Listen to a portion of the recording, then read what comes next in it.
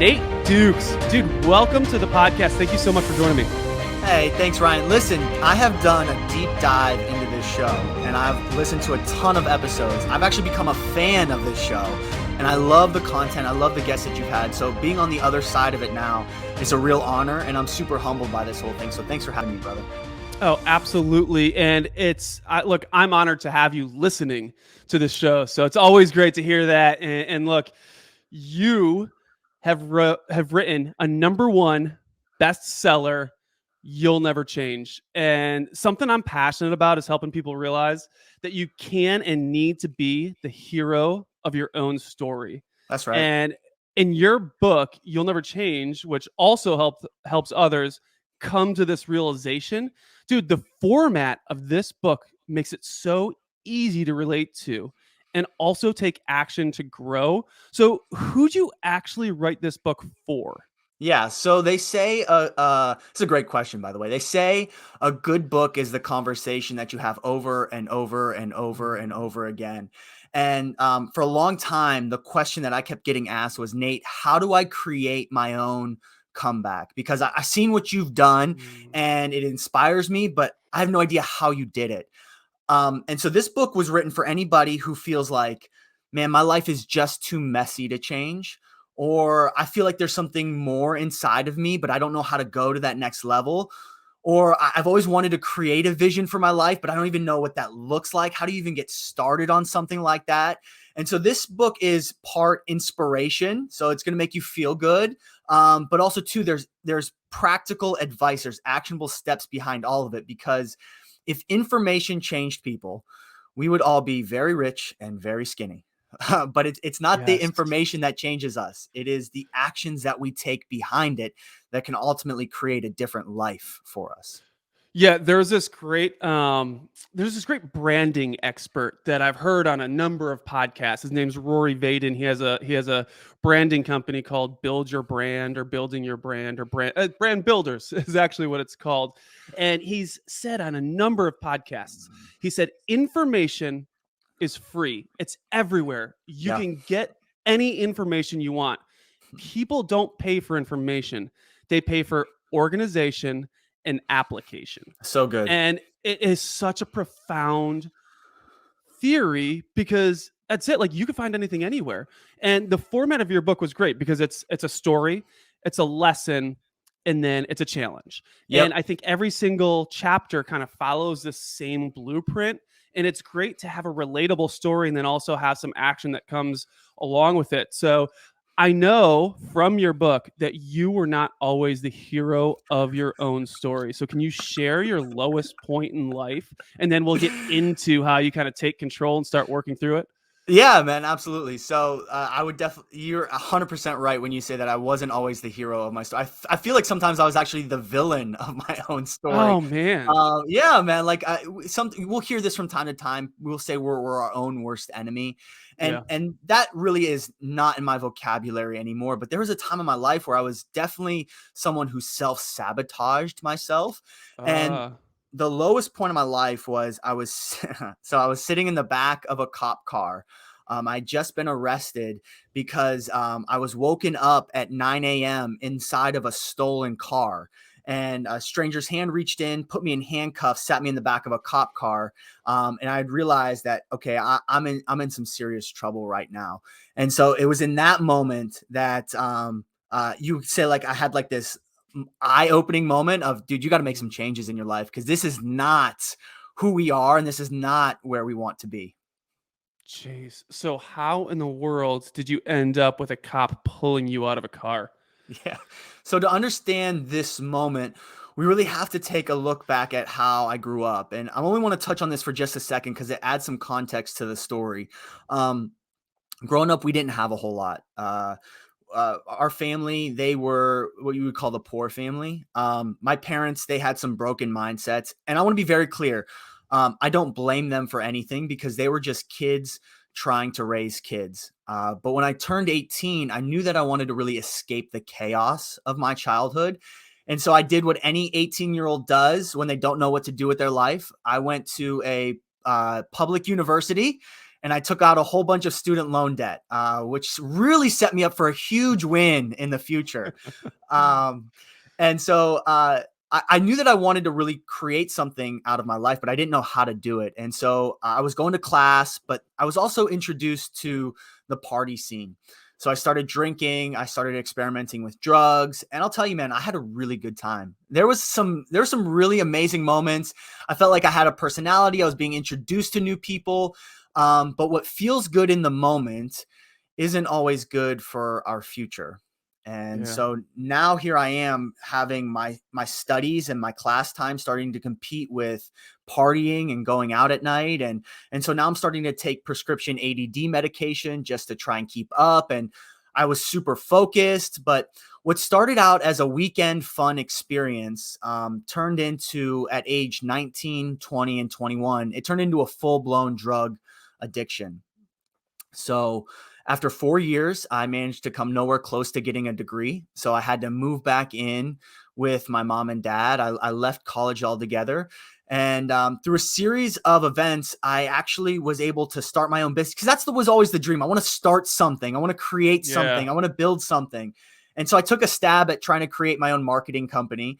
And at 21, 22 years old, I really had no idea what I was doing. But you hear these stories of these young hotshot kids who drop out of college, they become wildly successful, and they make a ton of Yeah. money doing it. Yeah, Zuckerberg, right? I mean, it's everything. It's the dream, right? Well, it was my dream at one point, but I want to be very clear. That is not my story. That never happened for me. Um, but what it did do is it put me in the right room in a situation that a friend of mine who wanted to open up a bar in downtown Youngstown, Ohio, he approached me and said, "Would you want to partner with me?" And this really touched on the entrepreneur, the builder that was on the inside, but it also touched on this like party scene guy who I'd really developed into as well. And Yeah. so we, over the course of about 2 years, we took this business from what was a failing business in the beginning, and we turned it into something that was actually pretty successful. So I now had access to probably more money than I had ever seen in my life at this point. It wasn't a life changing amount of money, but you got to understand, being the poor kid growing up, it really felt like the world to me. So I had a decent car, I had the apartment with high rise ceilings. I was in social settings that I probably would have never had access to before. And I thought that once I get all of this stuff, that I would finally be happy, that I would finally just be okay with my life, that this insecure person who I really was deep down inside would finally go away. And it turns out that none of that actually happened. I wasn't Mm. happy. I didn't find fulfillment. I didn't feel complete. I still was afraid of my emotions. And so now the drug addiction really starts to get out of control. So now I'm taking 3, 4, 5 times the amount prescribed to any human. And I'm starting to experiment with what's the right combination of things that I can take to make me feel the way that I want to feel. I'm taking things to keep me up during the day, to make me sleep at night. And all of this stuff is mixing together. And I just want to feel okay with who I am. And now I'm starting to gamble and go to casinos, and it wasn't even about winning the money anymore, man. Now I'm finding myself addicted to actually the high that I'm getting from being in those environments, and the winning and the Jeez. losing. And so over the course of about a year, I ended up gambling everything that I personally had away. Lost my car. My personal accounts were empty, but the business bank accounts, they were still full. So Jeez. I started to move money around. I guess is a kind word to say it. And I guess I thought to myself at this point, well, geez, I'm the business owner. Isn't this my money anyways? Right. Well, here's the deal. You can't take business money and use it for personal investments. That's actually called embezzlement. And so here I am taking money from my own business to feed this drug and gambling addiction that's living on the inside of me. And we had several employees who worked for us, and it was a Friday. My business partner comes up to me. Mm. He says, "Nate, it's time to cut the checks for everybody." And I just remember coming clean in this moment. And I said to him, "Hey, listen, if we write these checks, there's not going to be enough money in the accounts to cover them." And you could see the look on his face. He was frustrated. He was upset. He was confused. But then everything started to catch up to him, and he realized that I had taken the payroll money the night before, and I just gambled it all away. And Jeez. so he gave me an ultimatum at this point. So he said, Nate, you can sign everything over to me free and clear, or I'm going to get lawyers involved and I'm going to press charges. So at this point, I sign everything over. I walk away, and I don't know who I am anymore. My identity is being wrapped up in being a business owner. And when you take that away from me, I feel very lost. And Yeah. so I could hardly hold down a job too. This is so crazy. I could hardly hold down a job. I would go to like a local restaurant and become a server for them. But I would end up resorting back to what I knew, which was taking from the cash register. So I'd Mm. steal, I get caught, and then I get fired. And this happened 3 different times. Finally, the last time it happened, though, I was walking around my parents' apartment complex where I was staying. It was 3 o'clock in the morning. I'd just taken a handful of pills, and I was walking up to different vehicles trying to see if any of them were unlocked. Really, I was looking for anything that I could sell, anything that I could take to just feed the monster inside of me. And I ended up opening up the car door to a 1999 Buick LeSabre. And as I opened up the car door, I lifted it up the center console and I pulled out the spare keys to that car. Apparently, that's where you keep the spare keys to a 99 Buick LeSabre. uh, but I thought to myself in this moment, maybe this is a chance to escape. Maybe this is a gift. Maybe this is a way to get out of the life Yeah. I'm living right now. I did not wake up that morning thinking to myself, today's the day I'm going to steal a car. But when you find yourself in the wrong place with the wrong headspace, you never know what is possible. And I Yeah. knew that I had a buddy who lived in Houston, Texas. He said, if you ever find a way down here, I'll help you start your life over. So I loaded up 5 garbage bags of clothes and I took off for Texas. I made it halfway, right outside of Nashville, Tennessee, to a small town called Ashland City. And I pulled into a gas station. I had been up for like 3 days at this point, and I just wanted to get some sleep. And that this was when at 9 a.m. I heard 3 really loud bangs on the driver's side door. Man. I'm getting arrested and I'm getting put in the back of a cop car. Jeez. That's an eye-opening situation, and that is a situation where you're definitely not the hero of your own story. So this is a really low point, and you told a lot in that story, and there's a lot Yeah. of there's ups and downs and there's ebbs and flows, and it ultimately kind of comes crashing down at the end to your ultimate low point. So let's figure out now how you're able to really break out of this negative habit, this negative loop that you're in that ends up keep bringing you down. I'm curious to know. I mean, did you feel because you obviously had these addictions and they're really fueling everything you're doing? I mean, do you think you're predisposed to having like an addictive personality from something that happened in your childhood, or do you think it was just like from the situation you were in? Yeah, for sure. I think that when you're surrounded in certain environments and it becomes very accessible, it's almost easy to and socially accepted. Sometimes you find yourself being drawn into these moments. Mm, Um, yeah, that you're getting into some really like recovery theory where it's like, am I a product of my surroundings or am I a product of my choices? I don't know if it's one or the other. I think maybe it's both and. Um, okay. yeah, Tell I me think more. that I was probably definitely predisposed in the fact that the environments that I was raised in, even in college, the environments that I was exposed to, they probably overtook the belief system that I had, which was, I'll try anything once. um, Yeah. and so, also, too, when you try something and you feel really good, you have a hard time understanding what everybody was talking about when they said, "Hey, don't do that; it's bad for you." Because you feel like, well, why? This feels really amazing right now. I feel like I'm surrounded with a community of other people who are doing this. So now you have that connection and that community feeling.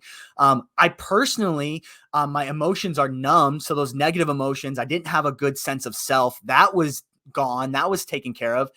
And especially if you're taking like ADD medication, I'm also being productive. So I'm like creating a life that I've always wanted. Where's the downside? So Yeah. here's the thing. When you start to use drugs and enhance your dopamine output, so like you go up really, really high, nobody likes to talk about the fact that you'll go equally as low. And so it's in those low moments that really start to destroy your life. Yeah, so it's the extremes, right? And it's there's always like an equal and opposite reaction to what you're doing. And whether that's getting that high from drugs or being super low, it's really important to understand that there's another side, right? So you could take a look at this and you could say, okay, well, I'm on this high from the drugs. You do always have to keep in the back of your mind, like, okay, there's going to be a crash after Yes. this. Same thing with sugar, right? You take, Yeah. handful of gummy bears, like there's going to be a crash at the end of that. But I think it's also really important to understand that, like, if you're at this extreme low, Yeah. like, there's another side to that too. And the way to get to the other side is difficult, and it might require someone trying to help you get there. And Yes. I know one of the things that you write about is that change requires commitment. Mm. So how do you kind of take control of your life when you're in this negative feedback loop? Yeah, for sure. So personally, how I did it. So I'm in the back of this cop car. The weight of every decision is sitting on my chest like a ton of bricks. I feel like a Mm, failure. I'm feeling like, man, this is cool. So this is where I actually get the title for the book. This thought kept rolling around in my brain. It was the same thought that my business partner told me. It was the same thought that other people that I had taken advantage of told me. But I have found that the loudest voice is oftentimes the one that's in our own head. oh my gosh, yes. And it kept saying, "You'll never change. This is your life now. You're never going to change, Nate. You're never going to be any different. So just accept it." And so they took me to Cheatham County Jail, where I spent 6 months of my life. It was a pod style facility. So we shared this pod with 16 guys. There were 8 bunk beds. There was 3 tables. There were 2 restrooms, but there were 0 windows. And the only chance that we got to get out was once a month. They offered something called church service. Um, Man. so I wasn't really interested in going to church, but I did want to get out of that pod. So we walked down this long hallway. Off to the left-hand side, there's a cinder block room with 16 folding chairs set up. And so we're all walking into this room, and we're some ugly looking dudes at this point. So our hair is grown out, our beards are a mess. I really don't think orange is a good color on for any guy. But so we all file in, and then this really, really old guy, he walks in behind us, and he pulls out this really, really old guitar. He starts Hmm. to tune it up, and he looks at us and he says, "Fellas, the only difference between me and you is that I never got caught for the things that I did." And he starts to play this song, Amazing Grace. And it goes, "Amazing grace, how sweet the sound that saved a wretch like me. I once was lost, but now I'm found. I was blind, but now I see." And I looked around the room, and there were 16 guys who were, criminals, people who had taken advantage of other people, and they had tears streaming down their face. And it's really hard to describe this moment because I wasn't really worried about the things that I had done in the past or my future when I was going to get out of here. But this overwhelming sense of peace sat on me, and that weight started to lift off of me. And I just remember in that moment crying out and saying, if it is possible to change, I want to, because this is Man, not that's the life that powerful. I want. That's not the life I want anymore. And so when I got out of jail, after 6 months, they gave me 2 years of felony probation, because you're not allowed to steal cars and drive them across the country. I learned that one the hard way. But when I got out, I got really obsessed with how do you create sustainable change? Because I don't know if you've ever started a diet before or started to work out, but man, I've started and stopped so many things in my life. And I would look around at other people though, and I would see that they've created change in their life. And, I don't know if they were necessarily smarter than I was, or I definitely don't think that they were luckier than I was, but they did have this commitment and this hunger and this desire that just said, no matter what, I'm not going to give up this time. Even when it gets hard, I'm not going to quit. And so for me to actually start to create real change in my life, I committed myself. I was going to take 1 year. Let me just give myself 1 year to become the best version of me. So I'm going to become the best version of me emotionally and mentally, financially. I'm gonna have my best financial year ever. Spiritually, I'm going to explore what that looks like. I'm going to become the best friend. I'm going to become the best son. And I'll tell you, several years removed from that whole process, transformation doesn't just take 1 year. Okay. I'm still in the middle of it, still trying to figure out, well, who is the best version of Nate? And but the reason why I did this is because I knew what my life looked like if I stacked up a bunch of negative, poor decisions. I Yeah. had no idea what my life could look like if I stacked up a bunch of really good, healthy decisions. And so that was Yes. really the beginning with my obsession with personal development and trying to like human optimization and really starting to take control of my own life.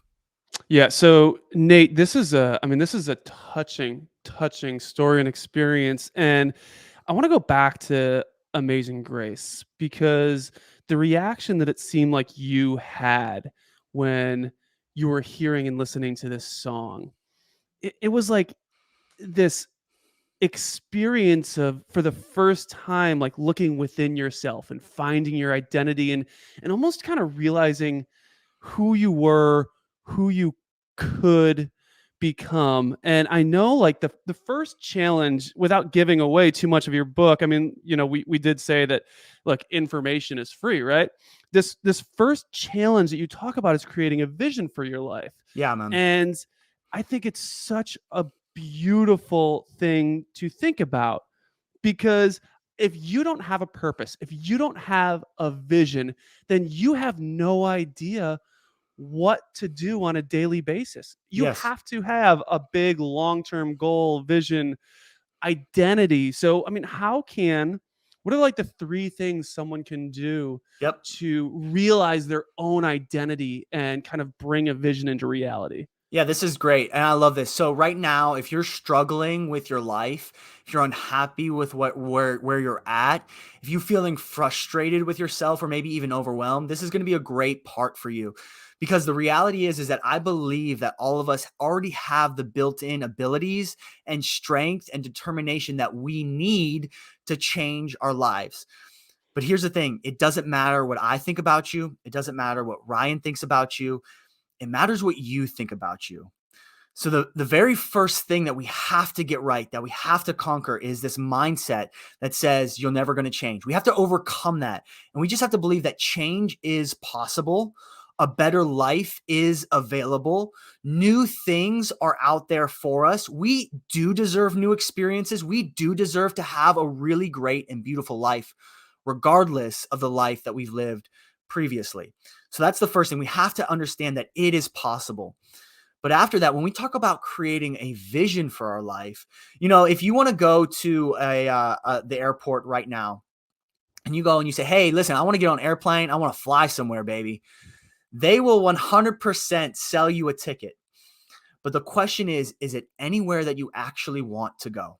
Mm, So until we get very clear on the direction of our life, the destination of our life, there will always be someone to come along and tell us what it should look like.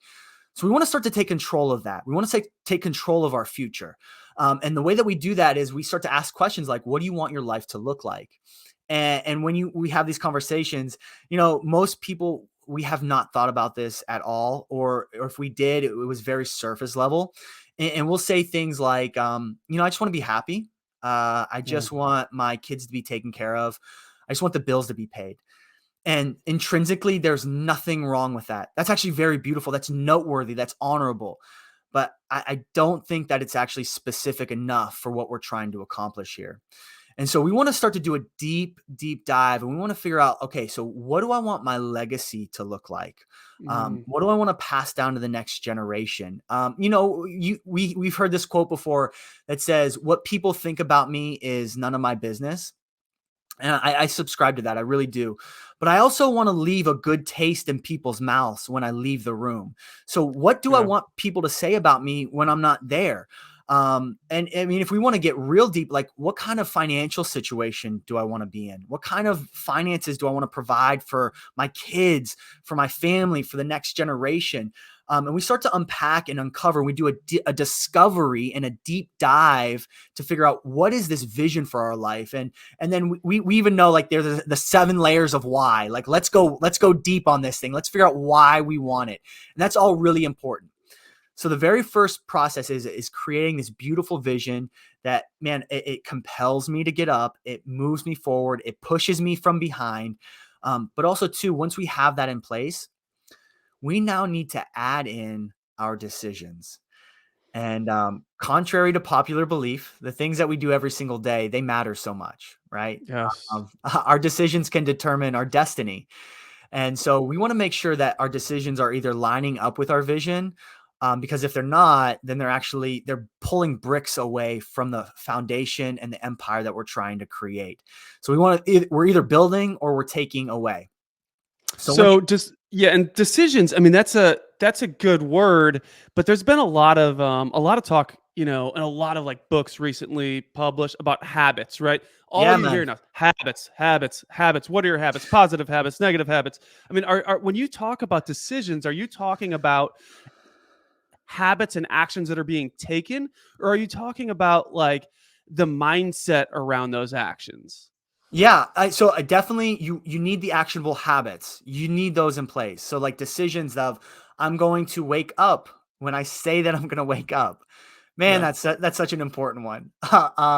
Or like so if I know that I want to achieve a certain physical body type, I need to start to create decisions and create habits and create actions that line up with the what's it's going to take to actually get me there.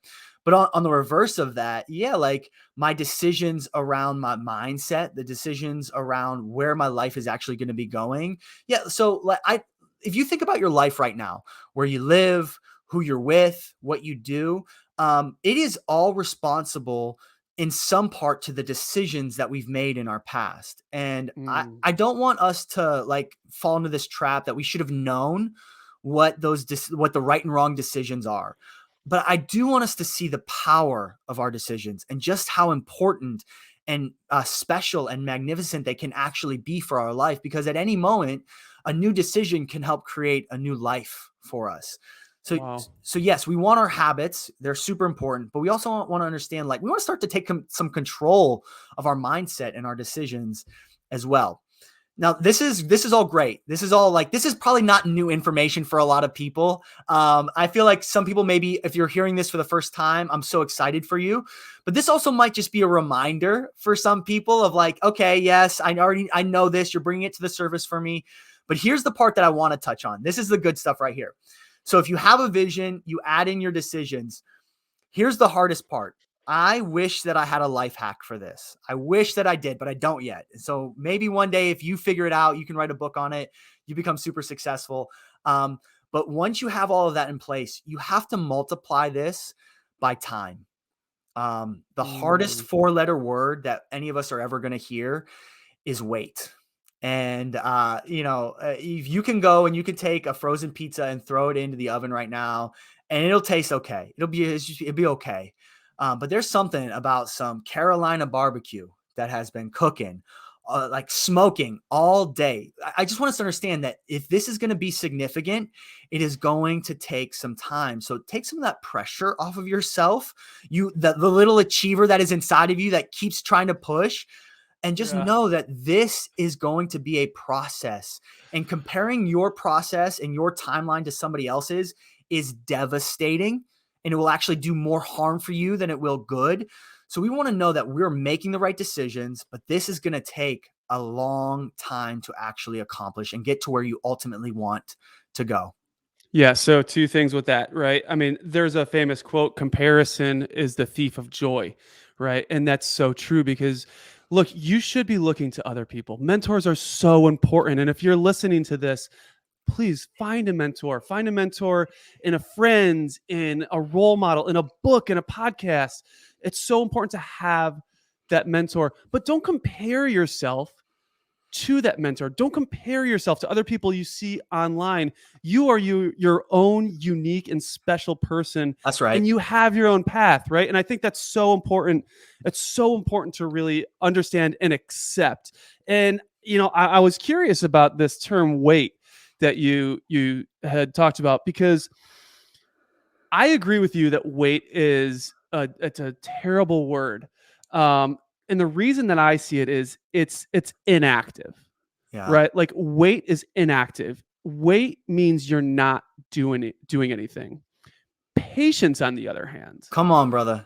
patience means you are actively doing something over time, but the timeline that it takes to happen may be long. Yes. So I agree with you that wait is, and this is where I'm like, maybe wait's not the right term for this. Sure. Maybe it's more patience, because I hate the idea of inactive waiting Yes. versus patience. Yeah, and patience is something, by the way, guys, that we are not born with. Mm, Patience is definitely something that that we have to be taught, and it's painful. Patience can be painful, but man, it is so worth it, because here's the deal. Giving up never got you to where you want to go. So we're not going to give up this time. We are not going to choose to give up. We're going to continue to push forward, even if that means we're building our life back brick by brick. There's something beautiful about being at the bottom. It's something beautiful about yes. starting over and creating the life that you've always wanted. But just understand that, yes, this is going to take some time, that patience is going to be involved. I love that word. I think I'm actually going to start using that more. I think that's a way better way to describe the process that we're all going to have to go on. Yeah, what's interesting too is, you talk about patience and these long-term goals and this vision, and I think it underscores the importance of what you talk about, that your vision has to be crystal clear. Yes. Because I think patience is a much easier pill to swallow if you understand your vision with crystal clear clarity. For example, if you're going to build a house and you're going to build it with bricks, like if you understand that your vision is to build a complete house, you're okay laying one brick at a time, because Yeah. you know that eventually all those bricks will add up to be a house. Now, if someone says, "Hey, I want you to go out and lay bricks." Well, okay, even if they give you the blueprint, you don't know what you're building. You just know you're Yeah. laying bricks. It's got to be so much harder to have that patience. You Wow. don't have this end in mind. So I think being crystal clear with your vision really allows you to embrace every single brick you lay down. That's so good, man. Yeah, absolutely. I can just even envision myself out there right now putting bricks together, having no reason, and then getting frustrated and giving up. And then Yes. as soon as something else comes along that's more exciting or pays better, God, how many of us have been there? As soon as something comes along that Yeah. pays better, we give up on the thing that we started to build in the first place. Yeah, because you may say, like, let's just take like Three Little Pigs for an example, right? Like, okay, well, if I'm going to lay bricks to build a house because I don't want a wolf to come eat me, like, I understand that that's my mission. Well, if I see a bunch of sticks and I'm like, hey, I could build a house much quicker. I could use the leftover money that I was going to spend on bricks to buy me like a nice car to roll up into my stick house. Like, now I can get distracted and I can move in a different direction, but understanding the vision and why I want to have a big brick house is so much more important than getting distracted and kind of pursuing things that might not be best for me. Yeah, man. Dude, that's awesome. I love that illustration. That's so good. And I want to make sure that too, that if you don't have a vision for your life right now, that's okay. Don't feel like a failure. Don't feel like, oh gosh, I'm behind the eight ball. Listen, whether you're, fresh in your 20s, or man, you're actually starting to push farther along later and you're a seasoned saint, you got some of the gray hairs. We can start to create a vision for our life right away, which is beautiful, because now we can start to create a beautiful new life. Yeah. This is really cool. And so once you start seeing some success, I love this quote you have in your book, and it says, "Success will never fix you, but it will expose you." Yeah, And man. this is a beautiful quote that you have. I mean, tell me more about this, because I think people, once they start seeing success, can get a little bit hung up in it. Yeah, so in my early 20s, when I was trying to build these businesses, I was trying to create the empire of Nate. And I thought that if I build a big enough empire, if I get enough money, if I have the right stuff, people in my life will actually like me. Maybe I'll actually like me because I didn't like who Mm, I was. I was very insecure. I wasn't confident in my attributes as a human being. I was this chubby kid from Ohio who didn't really have a great self image.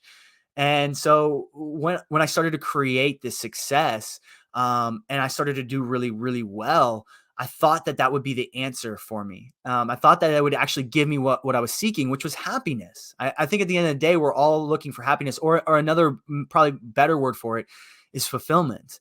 And here's the thing: fulfillment doesn't come from how big can I create my empire, but fulfillment comes from how can I help you accomplish your dreams. Now, mm. listen, I hope that all of us set big goals. We become massively successful. We do really, really well. That is my wish for you. But I love the Tony Robbins quote that says, "Success without fulfillment is actually failure." So I never included this fulfillment part. I skipped right over it. I wasn't Mm. interested in helping anybody else. So now my life consists of, man, not just how well can I do, which I want to do really well. I believe providing for my family and creating a really great life is important, but I am also deeply vested and interested in helping other people create their own comeback, do something significant with their life, being of value to other people because it makes me feel good. It makes me feel good and it makes me feel fulfilled, and I'm contributing to something bigger than myself. And so I don't want to get hung up on just success. I also want to make sure that I'm including fulfillment in that as well. Yeah, too often a lot of people will put off servitude until they feel like they have things figured out, right? Yeah. Like, okay, well, let me take a step back. Let me figure out what's going on in my life. And once I get everything kind of put together, then people are going to see me as someone who can help them, right? And I believe that when you're on the come up, you can bring people with you. Yes. And it doesn't matter where you are in your stage of life. And if you're listening to this at home, like you have something to give to the world. Come on. And you owe it to the world to give it to everybody, because I think you can be motivated, inspired, educated by anybody. You are an expert in something Yes. and you can teach. And I think it brings so much happiness, fulfillment, um, to your life to give back. And you do quote this study from Harvard in your Mm. book, and the conclusion from this study was, and it was done about happiness and about life back in the Great Depression. And this conclusion was close relationships, more than money and fame, are what keep people happy throughout life. So So good. what I really want to know from you is, how much should bringing other people up through connections, how much of that should we be putting into our future vision, into our goals, into our long-term blueprint for our life? Yeah, I think that it's vitally important that we have that included into the vision for our future, only because you'll get to a point. I heard this statistic, and somebody can correct me if I'm wrong, but I think they said like once you make anywhere between 80 and $120,000, like Mhm. your level of happiness doesn't really increase all that much. It's marginal. So what we need to do, so if we understand that principle to be true, like once you hit a certain threshold of success, it's not going to make you feel any different. But Yeah. what can make you feel ecstatic, excited, passionate, juiced up to continue to move forward is how am I helping and impacting other people? So for me, it's literally built into everything that I do. Is I want to make sure that I'm not just making a success of myself, but I'm also making an impact in other people's lives. And that looks different for everybody, right? It doesn't mean that you have to create a nonprofit and go out and serve underprivileged youth, which I think is amazing if you're doing that. I've actually sat on a board before for that, and I think it's wonderful. It's needed. But it may look like I'm just actually mentoring other people in my field for free. I mean, God, I know that there's a lot of coaching programs out there, and listen, I've been a part of them. I've been coached myself. But man, there's something special about being a mentor to somebody who like literally has nothing to offer you. Yes. That, my friends, can be a very beautiful symbiotic relationship where you're literally watching someone grow and maybe even surpassing where you've gone in life. Yeah, so let's take a step back on this too, because I think this is really important. And I think that, you brought up a really good point that you don't need to start a not for profit to give back, to live kind of a life of servitude. It's so important to me to include other people in your life. And I believe that everybody can give back to somebody else. So I think that if you don't feel like right now you have anything to give to anyone else, I want to tell you that one of the most important things you can do is just smile at someone when you pass them by. And if you're passing someone on the street, you don't have to give them money. You don't have to feed them. You don't need to mentor them. But I think it's so important to understand that all of us humans are in this together. We're all sharing this space together. And if you can just smile and just bring joy to someone's life. There's people who don't have anyone smile at them all day long. It's Oh my sad. gosh. So give them that joy. Give them that smile. Give them, hey, I see you. I see you. Like you're doing great over there. Yeah, You know? the first It's step that I got amazing. when I got out of jail is I went to Walgreens that was right next to the jail facility, and I walked in and this lady who was, I mean, she had to been in her mid-50s, super sweet lady. She said, "Hey, honey, how can I help you?" And she had this big smile on her face, and Mm, literally a tear started to stream down my face because nobody in the last 6 months mhm. talked to me with genuine concern or care. And it changed me in that moment. It gave me a hit of encouragement. It gave me a hit of excitement. It gave me a hit of hope and joy for just a moment. And it was exactly what I needed right there.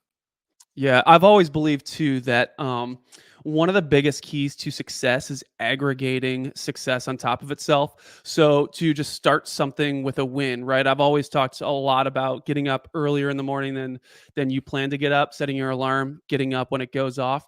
But I think this can be done in terms of helping others as well. And I think that if you start your day with just a smile or a compliment, my grandfather does this perfectly, Hmm. and my grandfather lives in assisted living.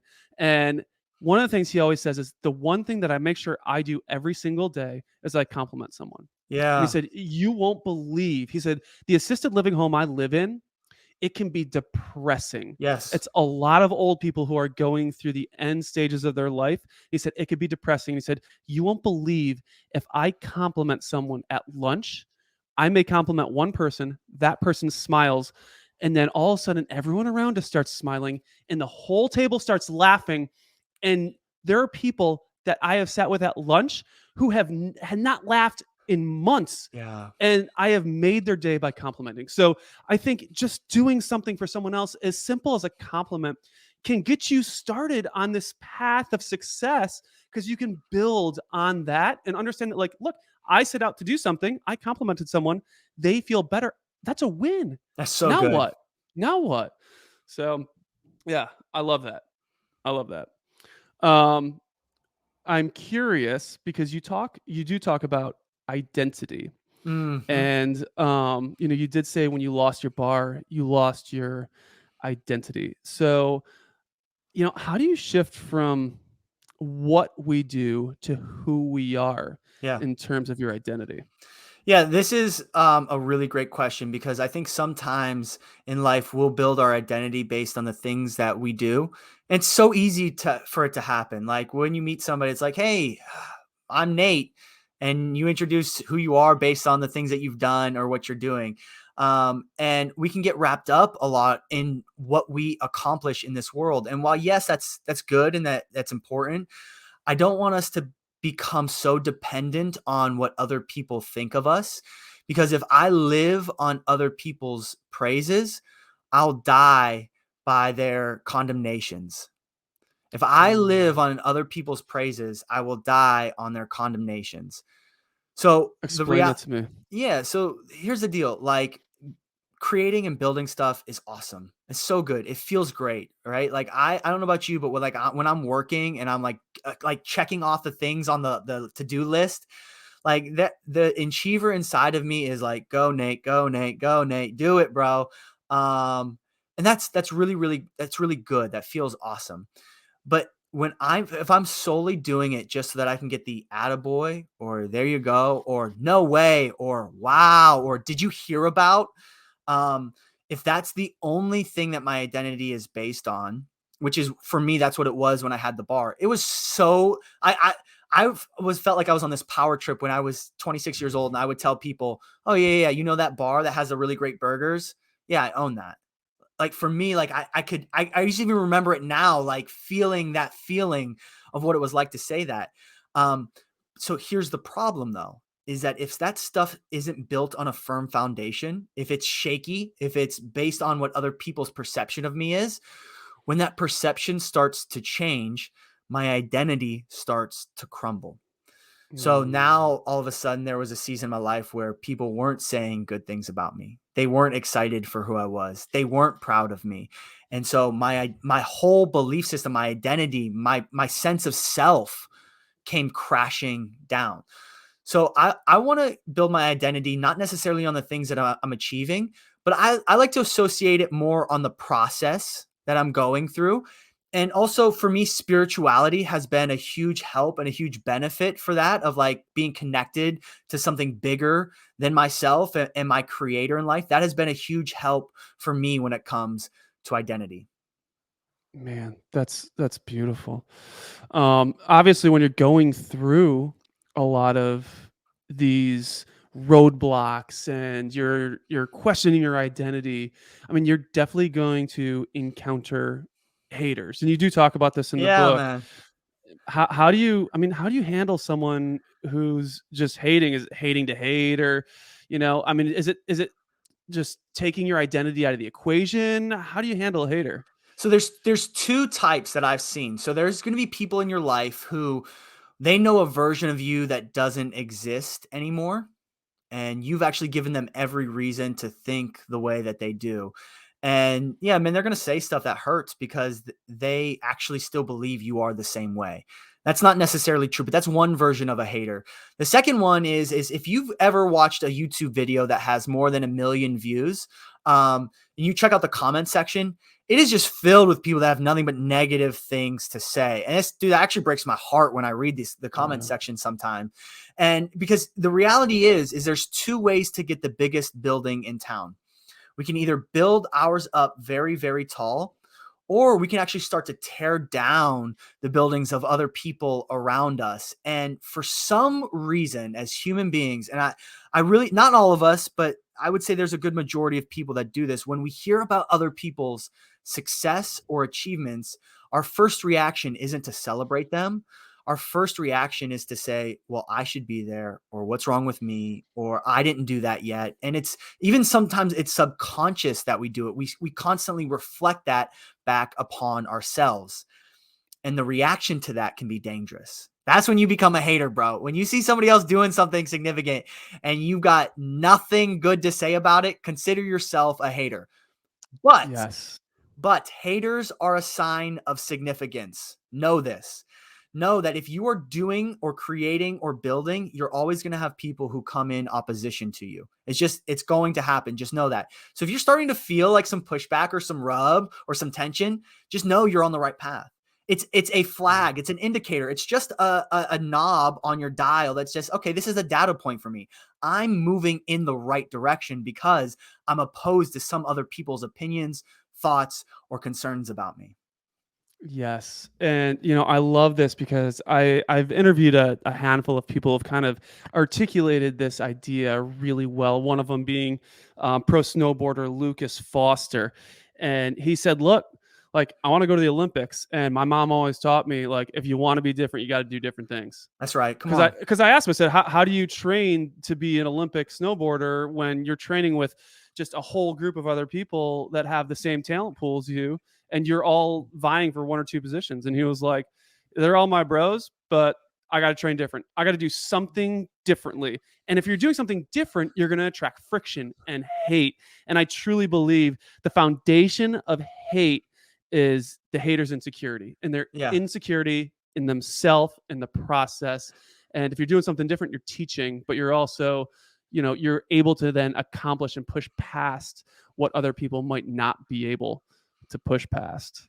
Yeah, especially when I'm getting like feedback from people, I want to make sure like if I'm taking advice or direction or guidance, I want to make sure it comes from somebody that I'm willing to trade places with. Mm. And so if I'm not willing to trade places with you in life, I will listen to your opinion from time to time, but that doesn't necessarily mean I'm actually going to take any of the advice. Listen, I'm not taking financial advice from my broke uncle at the barbecue. I love you, uncle. You're a great man. You make me laugh so hard, but I'm not taking how like I think that there is a strategy for investing in cryptocurrency and Bitcoin. I'm not going to listen to it from you. You don't have a great track record. I need to take it advice from people who have gone where I want to go and who are doing what I want to do. Yeah, and on that point too, you actually did something which to me is the single best strategy to create financial abundance in your life. And I love that you were able to do this coming from a background with very little understanding about money, about investing. And congratulations, by the way, you are married. So you're Thanks, coming man. through all this. You know, you have an amazing wife, and you're starting to really kind of like create abundance in your life. And one of the things you did was you bought a duplex. And Yeah. anyone that has ever asked me, like, oh, how do I kind of start to create financial freedom for myself?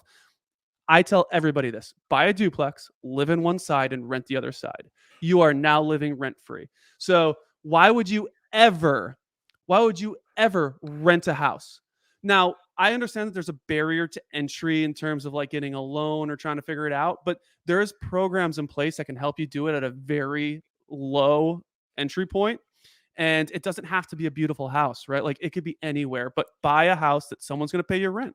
And then when you kind of pay that down and you've accumulated some savings, then rent the side that you're in and buy a new house. Yes. And then maybe you buy a duplex, maybe you buy a single family home because you want to expand your family, get a dog with a yard, whatever it is. But now you have this financial asset that is making you money, and you are free financially. You have no debt, or at least your debt is being paid for. And I love that you did this. I mean, did you feel like this was something that you kind of gave much thought to, or Yeah. So the reality is that even though I was trying to build businesses in my 20s, I had a very poor understanding of financial literacy. My mentality was always just, I'll make more, so I'll be good. yeah? Just make more money. I didn't understand the concept of taking care of what I have.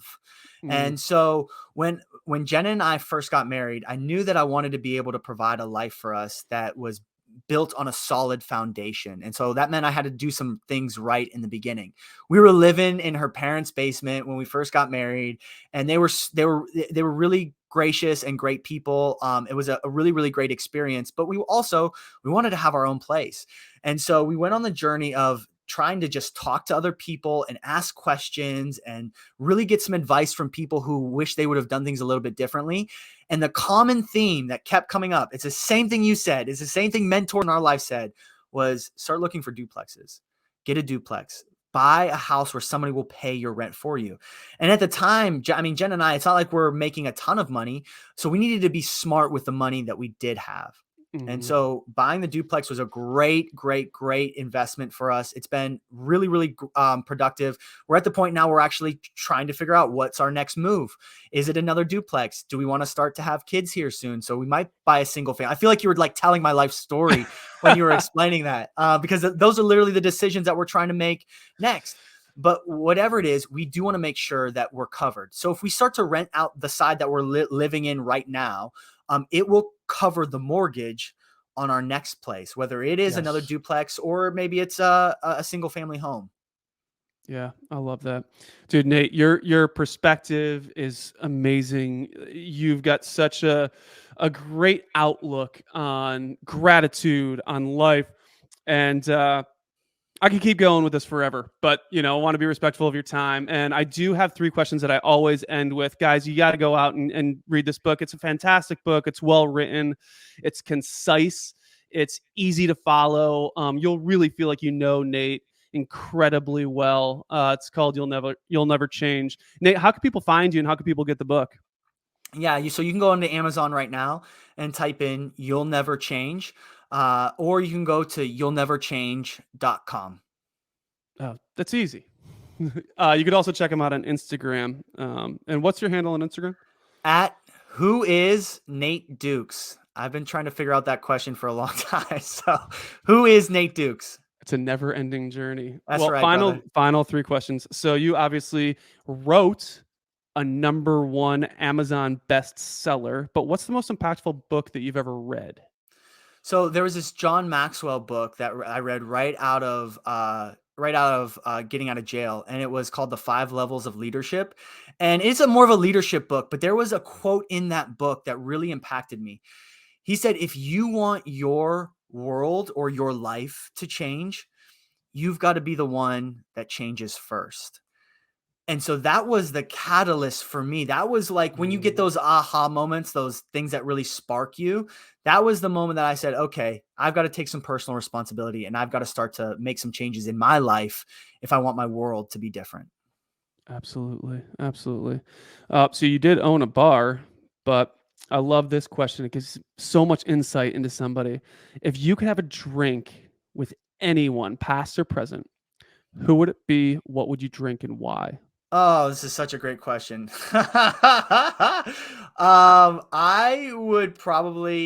I would choose to have a drink with, um, so my top three would probably be, dude, I'm like stumbling around this question. I'm a huge fanboy of Tony Robbins. Like they say never meet your heroes, but I want to meet him so freaking bad. I think he's a pioneer when it comes to a lot of this stuff. So I would love to sit down. I don't even know if he drinks, but whatever he's having, that's what I'm having. I'm matching his drink. And I would just love to be around the environment that he creates and he produces. Yeah, his energy is off the chain. I would be shocked if it was Red Bull, but that might get you to that energy level. But that's it. That's a great answer. And then last question, the Every Breath Counts podcast. I started this for a lot of reasons, and it has a lot of meanings to me. But it's kind of seated in gratitude and Yes. taking advantage of opportunities and just becoming the best version of yourself and optimizing your own life. So, how do you make every breath count in your life? Dude, I love what the word that you said there, which is gratitude. Before you write this off as another gratitude list or a gratitude guy or attitude of gratitude, just hear me out for just a second. Every single day I choose to cultivate gratitude in one way or another. And it is because that gratitude will remind us that what we currently have is enough, but more importantly, that we are enough. And it Mm, may not change your world, but it can change you and it can change your perspective. And it's hard to be grateful and angry at the same time. It's hard to be grateful and resentful at the same time. So I want to choose every single day as best as I can. I'm not perfect at it. I'm not 100% all of the time. But man, if I can choose to be grateful, I will. I love that. Nate Dukes, man, I loved your book. I don't say it about everybody's book that I've read. It was a great book. It was well written. Guys, go out, check out the book. You'll never change. And just like Nate said, you are enough. You can change. You are awesome. Go out and make